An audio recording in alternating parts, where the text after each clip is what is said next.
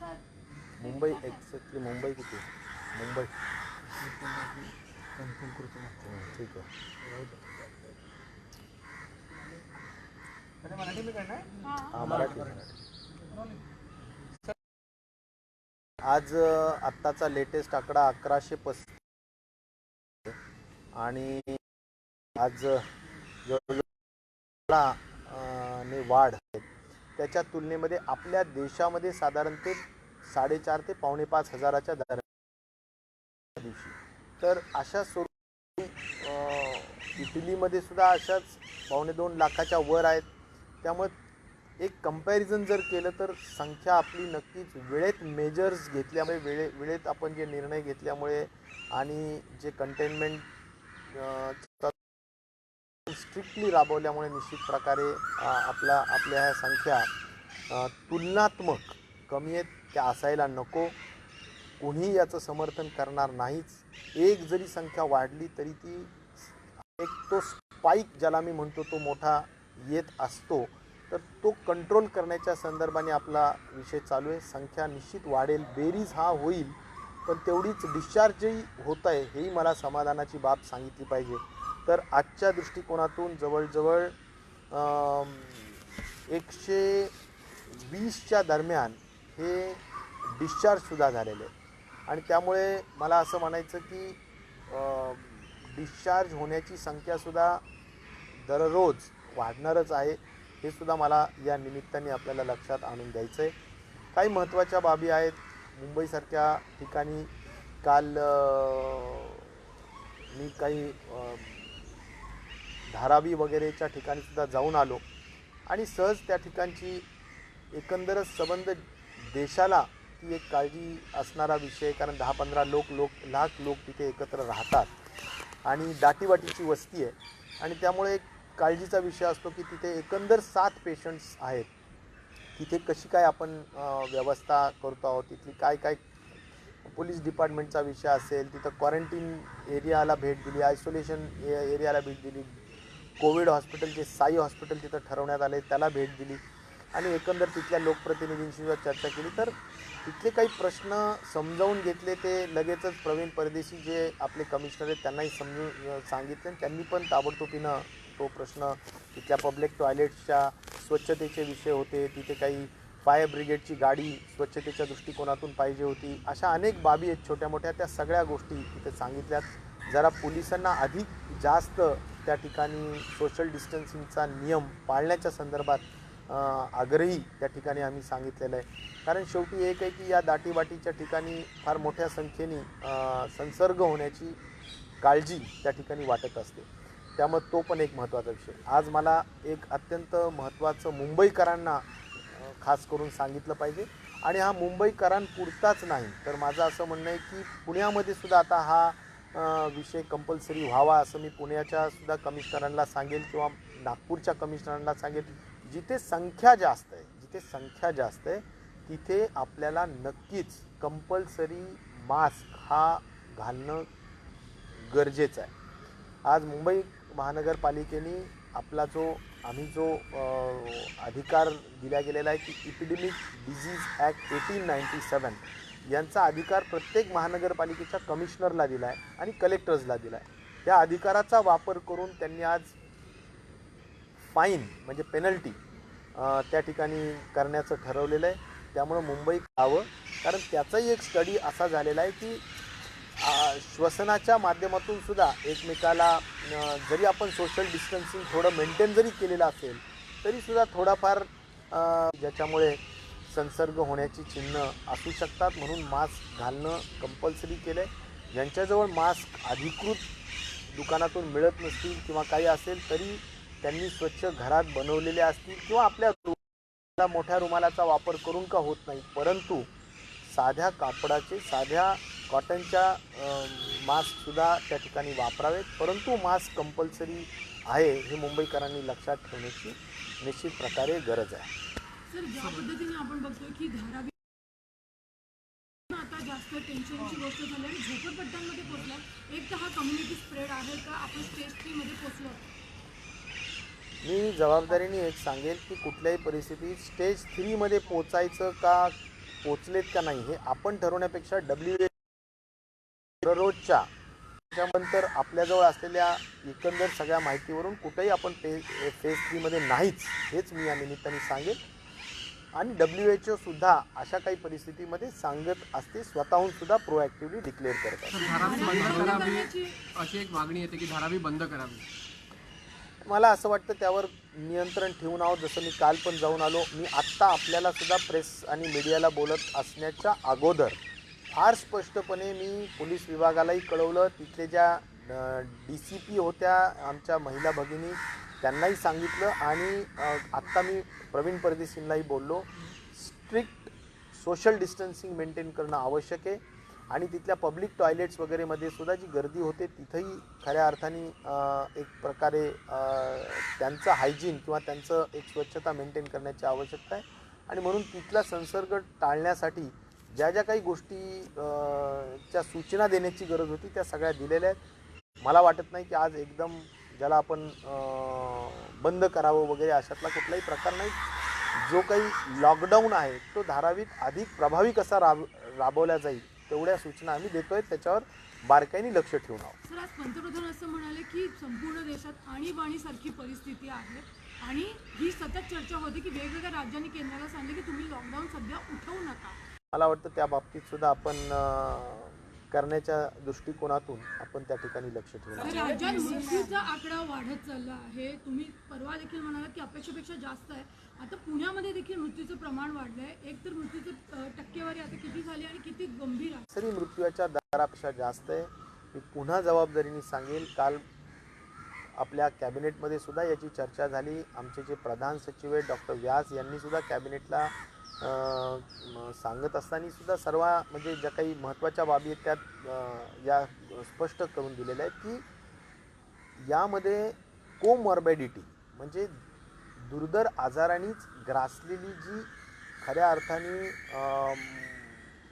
Old patients आहेत आणि old positive patients आहेत त्यांचा मृत्यू प्रमाण हे जास्त दिसलेलं आहे.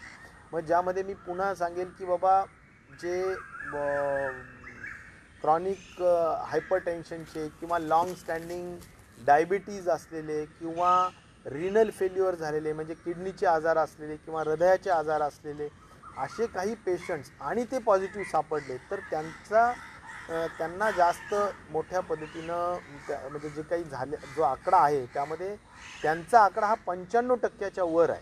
आणि त्यामुळं एकंदरच आपण काल जो निर्णय घेण्यात आला की हॉस्पिटल्ससुद्धा 3 प्रकारचे असतील. एक नुसतं फिवर तपासण्याच्या दृष्टिकोनातून असतील, एक माइल्ड कोविड आणि एक सिव्हिअर आणि क्रिटिकल कोविड. तर माइल्ड कोविडचा अर्थ ज्यांना असिम्प्टोमॅटिक आहेत, ज्यांना कुठलेही लक्षणं नाही अशांना काही विशिष्ट हॉस्पिटल्समध्ये ॲडमिट मुंबईमध्ये आता करावं लागेल आणि काही जे सिरियस आणि क्रिटिकल आहेत त्यांना वेगळ्या हॉस्पिटल्समध्ये ठेवावे लागेल. त्यामुळं अशा दृष्टिकोनातून सुद्धा मी मुंबईकरांना आवर्जून सांगेल की जे माइल्ड कोविड हॉस्पिटल्स ठरवण्यात आलेले आहेत की ज्यांना जास्त काही सिरियस सिम्पटम्स नाही आहेत त्यांना धारावीमध्ये आहे ते अशा 5 हॉस्पिटल्स हे माइल्ड कोविडसाठी ठेवण्यात आलेले आहेत आणि सिव्हिअर आणि क्रिटिकल कोविडसाठी आपण म्हणालो तसं 7 हिल हॉस्पिटल, नानावटी, कस्तुरी जे हॉस्पिटल्स आहेत ते सिव्हिअर आणि क्रिटिकलसाठी त्या ठिकाणी ठेवण्यात आलेले आहेत. त्यामुळं उद्देश एकच आहे की आपल्याला मृत्यूचं प्रमाण कमी करायचं जेणेकरून नुसत्या कोविडची ट्रीटमेंटच नाही तर अशा वेळेस कुठलीही टर्शरी केअरची ट्रीटमेंट लागली तरी ती पटकन उपलब्ध व्हावी अशा दृष्टिकोनातून सुद्धा हा निर्णय त्या ठिकाणी घेण्यात आलेला आहे. मी आज आणखीन एक महत्त्वाची बैठक झाली जी IMAची बैठक झाली, इंडियन मेडिकल असोसिएशनची. तर इंडियन मेडिकल असोसिएशनमध्ये सुद्धा जे राज्याचे प्रमुख पदाधिकारी ते आले होते त्यांनी अत्यंत स्पष्टपणे सांगितलं की आम्ही आता प्रायव्हेट हॉस्पिटलची सर्वदूर सुरू करणार. आम्ही प्रत्येक तालुक्यामध्ये एक रक्षक हॉस्पिटल सुरू करणार की ज्यामध्ये तपासणीसुद्धा होईल म्हणजे ज्याच्यामध्ये टेस्टिंगसुद्धा होईल आणि ज्याच्यामध्ये OPDच्या माध्यमातून चौकशीसुद्धा होईल आणि प्रायव्हेट हॉस्पिटल्स हे त्या ठिकाणी पूर्ण स्वतःचं योगदान त्या ठिकाणी देतील आणि त्यांना लागणारं जे काही PPE किट्स आणि अन्य जी त्यांच्या स्वतःच्या सुरक्षिततेसाठी ज्या गोष्टी आहेत त्यांना आपण जे वेंडर्स आहेत ते वेंडर्स त्यांना ते पुरवठा करतील अशी व्यवस्था आम्ही त्या ठिकाणी केलेली आहे. त्याचबरोबर मोबाईल क्लिनिकसुद्धा ते 100% सुरू करतील. अशा स्वरूपाने मोठ्या शहरांमध्ये मोबाईल क्लिनिक IMAच्या वतीनं सुरू होईल असं त्यांनी खात्री दिलेली. आज ती महत्त्वाची एक चांगली बैठक झाली आणि मला वाटतं राज्याची नोंद घ्यावी. सामान्य माणसाला कुठल्याही स्वरूपाने त्यांचा जो काही उपचार आहे तो सहज पद्धतीनं खाजगी विरोधी पक्ष नेत्यांनी केलेली आहे की राज्य सरकार अवलंबून आहे फक्त केंद्र सरकारवर, स्वतःचं प्रोक्युअरमेंट करत नाही आहे. मी या निमित्ताने सांगेल की साधारणपणे 2 एप्रिलला एक केंद्र शासनाचं पत्र आलं आहे की ज्याच्या माध्यमातून क्वालिटीच्या संदर्भाने जरा जास्त अधिक त्याचं महत्त्व आहे. त्यातला पॉईंट नंबर 2 आहे, त्याच्यातमध्ये फार स्पेसिफिक सांगितलं की बाबा जे कृषी संदर्भात महत्त्वाच्या मागण्या अक्षरशः संख्येसह मी सांगितलं की साधारण 3-3.25 लाख PPEs मागितलेत, 8.25 लाख आम्ही म्हणजे तुमचे N95 मास्क मागितलेत आणि 2125 जवळजवळ व्हेंटिलेटर्स मागितले ते आम्ही मागितलेले आहेत. आम्ही काल माननीय मुख्यमंत्र्यांच्या माध्यमातून सुद्धा केंद्र सरकारला कळवलेलं आहे की बाबा त्याच्या बाबतीत आम्हाला टाईम शेड्यूल द्या. जर तुम्हाला खूप उशीर लागणार असेल तर मग आम्हीसुद्धा आमच्या इथल्या लोकल वेंडर्समधून आम्ही ते घेणार. तर त्या संदर्भात एक नक्कीच आहे की राज्याच्या सर्व वैद्यकीय क्षेत्रातल्या डॉक्टर्स आणि मेडिकल स्टाफला मी विश्वस्त करू इच्छितो की जेवढे काही इथले 5-6 वेंडर्स आहेत त्या बाबतीतसुद्धा आम्ही त्यांची कॅपॅसिटी या दृष्टिकोनातून सुद्धा लक्ष ठेवून आहोत आणि महाराष्ट्रातले जेवढे 5-6 वेंडर्स आहेत ते 100% महाराष्ट्रासाठीच उत्पादन करतील आणि महाराष्ट्र त्याचं 100% खरेदी करेल या बाबतीतलं सुद्धा निर्बंध या सगळ्या वेंडर्सवर आम्ही लावू आणि कुठल्याही स्वरूपाने निर्माण झालेला जो काही PPE आहे आणि N95 तो बाहेर जाणारच नाही याची 100% खात्री आम्ही त्या ठिकाणी बाळगणार आहोत. टेस्टिंग बद्दल का निर्णय होत नाहीये? हा निर्णय कधीपासून होणार? आता केंद्र शासनाने सुद्धा एकदा दोनदा झालं, पुन्हा नोटीस पडल्यास याबाबतची टेस्टिंग जी काय आहे ती केली जाईल. कधीपासून हे सुरू आहे रॅपिड टेस्टिंग? आता मला वाटतं त्याचा निर्णय घेण्याच्या दृष्टिकोनातून केंद्र शासनाकडेच आम्ही अपेक्षित करत होतो की कधी त्यांचं यश येईल. आलेला असल्यामुळे आम्ही ताबडतोबीनं या बाबतीतला निर्णय घेऊया. सर हिंदी पे जानना चाहेंगे कि क्या अपडेट है महाराष्ट्र में और महाराष्ट्र सरकार जो लगातार मामले बढ़ रहे हैं उसको रोकने के लिए क्या क्या कदम उठाए जा रहे हैं? अभी जो कुल मिला के जो संख्या है वो 1135 ये संख्या आज की अपडेटेड फिगर है और जिसमें मैं ये कहना चाहता हूँ कि करीबन 117 लोग डिस्चार्ज भी आज की तारीख में हुए हैं. तो ये जो संख्या है इसके माध्यम से एक ज़रूर है कि एडिशन हो रहा है लेकिन मल्टीप्लिकेशन एंड एक्सपोनेंशियल राइज बिल्कुल नहीं हो रहा है और इसीलिए हम कोई टर्शरी स्टेज में गए, थर्ड स्टेज में गए हैं ऐसा बिल्कुल आज हम कह नहीं सकते. ज़रूर ये सब अपडेटेड फिगर्स WHO को और ICMR को भी दिखाई जाती है और उनके यहाँ से भी कोई ऐसा मैसेज नहीं है कि हमारे कुछ एरियाज फेज़ 3 में गए हैं. सर डेथ टोल क्या है और क्या community spread is a worry right now, what is it all about? Death toll हमारा परसेंटेज ज़रूर जो एवरेज होता है उससे थोड़ा अधिक है, जैसा कि 6% तक डेथ टोल गया है, लेकिन उसकी जो रीज़न है वो कोमॉर्बिडिटी यही मुख्य उसका कारण है, वजह है. क्योंकि अगर हमने जो भी डेथ्स हुए हैं उनका अगर हम प्रॉपर रीजनिंग और एनालिसिस करेंगे तो those are all about 60 and 70 age old और उनको कोमॉर्बिडिटी है, जैसा डायबिटीज़ है, हाइपरटेंशन है, रीनल फेल्यूर्स है यानी जैसा किडनी के फेल्यूर्स होते हैं और हार्ट के डिजीज़ है. इन सभी के वजह से ही मेनली डेथ होने की वजह है और इसलिए अभी एक्सक्लूसिव कोविड हॉस्पिटल्स भी अगर हमने बोले तो भी डेजिग्नेटेड कोविड हॉस्पिटल भी 2 या 3 तरीके के रहेंगे। जो रूटीन फीवर वाले जो सिम्टोमेटिक जो रूटीन रहते हैं उसके लिए एक अलग कैटेगरी रहेगी। जो नॉन सिम्टोमेटिक्स रहते हैं उनको माइल्ड कोविड हॉस्पिटल्स में रखा जाएगा, और जो सही में सीवियर और क्रिटिकल है उनके लिए डेजिग्नेटेड एक टर्शरी कोविड हॉस्पिटल रखा जाएगा। सर सर, 7 लॉकडाउन के lakhs लेके रैपिड बॉडी टेस्टिंग किट्स जो है दिए गए हैं ICMR की ओर से अलग अलग स्टेट्स को, मुंबई और महाराष्ट्र का क्या स्टेटस है? रैपिड टेस्ट की परमिशन अभी आई है, लेकिन अभी तक हमारे को टेस्ट के किट्स नहीं दिए गए। गवर्नमेंट ऑफ इंडिया से टेस्ट किट आएगी तो हम ज़रूर उसमें आगे बढ़ेंगे। सर, लॉकडाउन को लेकर बहुत सारी स्टेट गवर्नमेंट उन्होंने कहने की इंडिकेशन दिया है कि लॉकडाउन 14 तारीख के बाद और बढ़ाया जा सकता है। जिस तरीके से महाराष्ट्र में नंबर बढ़ रहे हैं, तो क्या आपकी सरकार ये विचार करेगी कि लॉकडाउन और बढ़ाया जाए? लॉकडाउन के हद तक मुझे लगता है advisories from government of India ये बहुत ज़रूरी होता है, और वो एडवाइजरीज के ऊपर भी हम ध्यान रखे हुए हैं, और हमारा भी जो स्टडी ग्रुप है वो भी ध्यान रख रहा है। लॉकडाउन उठाने के लिए भी कोई एक स्पेसिफिक प्रोटोकॉल होता है, और मुझे लगता है कि जहाँ पर जिन ज़िलों में बिल्कुल ही कोई कोविड के पेशेंट्स नहीं हैं वहाँ पर बिल्कुल ढिलाई दी जा सकती है, लेकिन जहाँ पर संख्या बढ़ रही है, जहाँ एडिशंस हो रहे हैं, उसमें बिल्कुल लॉकडाउन के हद तक सीरियसली सोचा जा सकता है कि उसको भी एक्सटेंड किया जाए।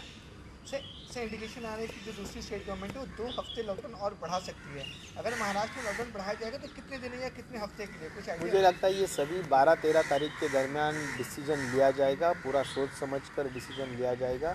मैं फिर एक बार बोल रहा हूँ कि advisories from government of India और हमारा भी यहाँ पर जो एक्सपर्ट ग्रुप है उनकी भी जो राय मशवरा करके आगे का स्टेप लिया जाएगा। So wearing mask compulsory has been made in Mumbai. Yes, उसमें एक ज़रूर है कि महाराष्ट्र मुंबई में जो संख्या बढ़ रही है उसको मद्देनज़र रखते हुए जो एपिडेमिक डिजीज़ एक्ट 1897 है उसके तहत जो अधिकार दिए गए हैं कमिश्नर्स को, तो म्यूनसिपल कमिश्नर मिस्टर प्रवीण परदेसी उन्होंने एक नोटिफिकेशन इशू किया है कि जिसमें मुंबई के हर नागरिक ने अपने घर के बाहर निकलने के बाद कंपलसरी मास्क पहनना ज़रूरी है, और अगर कोई विदाउट मास्क दिखते हैं तो 100% उनको पेनल्टी की जाएगी। IPC के तहत पुलिस में फौजदारी या गुनाह भी दाखिल किया जाएगा, ऑफेंस रजिस्टर किया जाएगा, और मुझे लगता है कि ये बहुत सीरियस बात है और सभी लोगों ने इस पे ध्यान रखना ज़रूरी है। और इसीलिए मैं बहुत क्लियरली इंस्ट्रक्शंस आज मुंबई कर को दे रहा हूँ, और मुझे लगता है कि आने वाले दिनों में पूना में भी और मुंबई में नागपुर में भी जहाँ पर संख्या थोड़ी बहुत बढ़ रही है वहाँ पर भी आने वाले दिनों में ये कंपल्शन करना पड़ेगा। और इसलिए फिर एक बार मैं ये कहना चाहूँगा कि अगर आपके पास कोई जो डिज़ाइंड मास्क नहीं भी है तो भी होममेड मास्क, एक कपड़े का मास्क, या तो अपनी थोड़ा बड़ा जो अपना हैंकचीफ होता है उससे भी अगर हमने मास्क एक तैयार करके भी अगर रोज़ पहनना शुरू किए साफ़ सुथरा, तो भी मुझे लगता है ज़रूरी है, लेकिन उसको वायलेट मत करो, इतना ही मुंबई कर्स को मैं खास तौर पर बोला। So is there an update on Tablighi Jamaat case with respect to Maharashtra government? Are there increase in numbers? Tablighi Jamaat के जितने भी लोग लिस्ट हमारे को गवर्नमेंट ऑफ इंडिया से आई थी, 100% लोगों को हमने आइडेंटिफाई किया है, क्वारंटाइन किया है, टेस्टिंग किया है, और उसमें बहुत ज़्यादा संख्या में नहीं लेकिन और तिथे सगळे तेवढे सुविधा नाही आहेत किंवा तशी उपलब्ध होत नाही. नाही, मला वाटतं की सगळ्या ठिकाणी जर कुठे तक्रार असेल, क्वारंटीन फॅसिलिटीमध्ये असेल किंवा आयसोलेशन फॅसिलिटीमध्ये असेल, 100% त्या ठिकाणी आपण काळजी घेऊन त्यांच्या सेवेमध्ये सुधारणा देण्याचं काम निश्चित प्रकारे करण्यात येईल. पण त्याचबरोबर सर जो बाकी लोक असतील त्यांचं सगळ्यांचे आयडेंटिफिकेशन झालेलेच आहेत आणि त्यांना सगळ्यांची टेस्टिंग करणं आणि जो प्रोटोकॉल असतो तो फॉलो करणं हाच त्यातला महत्त्वाचा भाग असतो. तो अत्यंत स्ट्रिक्टली, कारण CMच्या कॉन्वॉयमधले लोक आहेत त्यामुळे स्ट्रिक्टली त्या गोष्टी केल्या जातात. सर तबलिगी समाजच्या बाबतीत सांगाल की तबलिगी समाजचे किती लोक आता टेस्टेड आहेत आणि कितींची तबलिगी जमातमध्ये साधारणपणे जी लिस्ट आपल्याकडे आली होती ती 1225ची होती. टेस्ट झाली. हॉस्पिटलमध्ये त्यांना तर अशा खाजगी हॉस्पिटलवरती काही कारवाई करण्यात येणार नाही. मला वाटतं IMAच्या माध्यमातून मी आता जसं सांगितलं की IMAची बैठक आम्ही घेतली आहे. IMA ही एक महत्त्वाची स्ट्रॉंग बॉडी आहे. त्यांना आम्ही सांगितलं की 100% प्रायव्हेट हॉस्पिटल झालेचं पाहिजे. ते त्यांनी आम्हाला आश्वासित. त्यांना लागत असणाऱ्या PPE किट्स आणि N95 मास्क आम्ही वेंडर्सकडून उपलब्ध करून देण्याच्या दृष्टिकोनातूनचा सुद्धा निर्णय घेण्यात आलेला आहे. त्यामुळे त्याही बाबतीत आम्ही पॉझिटिव्ह आहोत. आणि एवढ्या उपर IMAनी आता प्रत्येक तालुक्यामध्ये मी जसं सांगितलं की रक्षक हॉस्पिटल एक सुरू करणार आहेत आणि मोबाईल हॉस्पिटल पण सुरू करणार आहेत. तर ही एक चांगली पाऊल त्यांनी त्या ठिकाणी टाकलेलं आहे. त्याचंही मी स्वागत करेन आणि IMAला या टाकलेल्या पावलाबद्दल आभार व्यक्त करत असताना खूप मोठ्या अपेक्षा व्यक्त करेल की लोक अडचणीत आहेत आणि अशा वेळेस तुम्ही आरोग्यसेवा व्यवस्थितच दिली पाहिजे अशी अपेक्षा मी या निमित्ताने Sir, last question with respect to the Wockhardt Tablighi Jamaat K hospital. चक्कर We see that nurses organization have come out and complained that there has been a very casual and careless attitude of Wockhardt organization, institution and admin in quarantining the patients that were found positive and nurses also. एक Wockhardt hospital में जो भी घटना घटी है उसमें एक बहुत क्लियर है कि एक अननोन यानी अननोन पेशेंट यानी he was not identified as a or diagnosed as a covid positive and so he was treated by doctor and nurses, and unfortunately doctors and nurses without any guard they treated him and they got infected. That was the main reason and they are now taking treatment under the proper protocol system.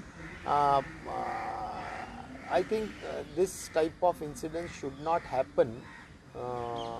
So whatever necessary precautions are to be taken, we will be taking in sport. Sir विरोधी पक्षाने एक sir Tablighi Jamaat की प्रश्न केलेला 50 आहे से 60 की लोग और भी प्रायव्हेट ज़्यादा हॉस्पिटल मिसिंग है, तो क्या किंवा उनकी कोई अपडेट आई है क्या? सर तबलीगी जमात के कल देशमुख साहब ने ट्वीट भी किया था कि 60 से 70 लोग मिसिंग हैं, फोन बंद करके बैठे हुए हैं. क्या आपको शब्द कुछ मिले सर उसमें? त्यांचा शोध म्हणजे मला तसं कुठेही निदर्शनास आलेलं नाही आहे की कोणी अनरिचेबल आहेत, कोणी सहकार्य करत नाही आहे. असतील एखाद दोन लोक तर त्यांना आपण अधिक डिटेलमध्ये जाऊन त्यांचा शोध घेऊ. एक शेवटचा प्रश्न पाहिजे प्रायव्हेट हॉस्पिटल किंवा इतर हॉस्पिटल ते अजून आखले गेलेले नाही आहे. असेल किंवा वोकहार्ट असेल असे प्रश्न उपस्थित होतात. बँड्रा भागाचा पण आज प्रश्न उपस्थित झाला जिथे एक महिला वारलेली. मला असं वाटतं आता कोविड हॉस्पिटल्स जे सिव्हिअर आणि क्रिटिकलसाठी आहेत ते आयडेंटिफाय झालेले आहेत. माइल्ड कोविडसाठी काय आहेत ते आयडेंटिफाय झालेले आहेत. मुंबईच्या हद्दीपर्यंत जवळजवळ 5 आणि जवळजवळ 4 असे 9 हॉस्पिटल्स